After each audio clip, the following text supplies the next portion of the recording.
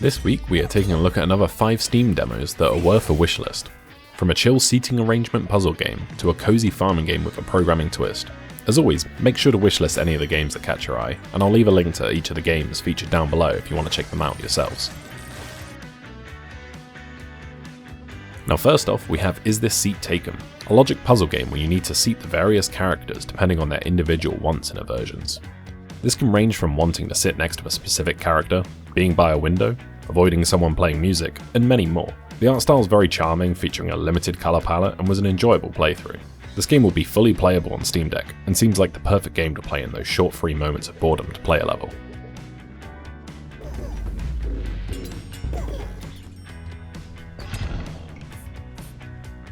Next up on the list is Nine Kings, a fast-paced kingdom builder roguelike. You'll be building up your troops and buildings using the various cards you are dealt each turn, and then sending them off to battle against opposing kings each round. Really enjoyed the variety that was on offer here for the building and troops, as well as the useful abilities they all had and the ways they could enhance each other. From buildings that give HP to any adjacent units, to a group of boars that could serve as mounts for other allied troops in the battle. It's a very fun and addictive demo that has left me anticipating the full release to explore further.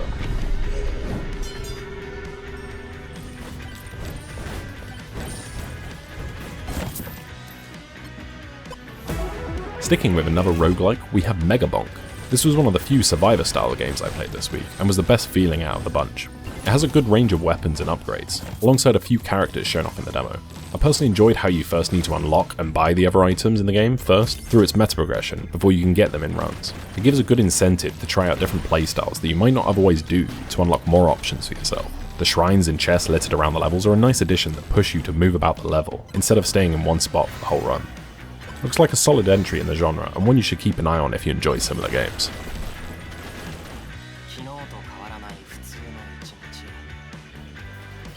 Onto a very different style of game now, with the 100-line Last Defense Academy. If you enjoyed the Danganronpa games, then you'll be served well here.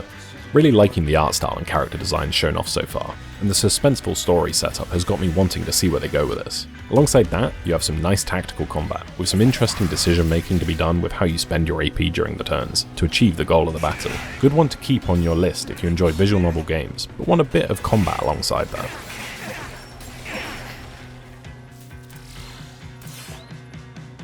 Finally, we have Ritual of Raven, a cozy farming game where instead of doing the work yourself, you program constructs to work for you. Using an intriguing tarot card system to represent the items of work, you can get a lot of your farming tasks automated, so they can work whilst you go off exploring and doing other quests around the village.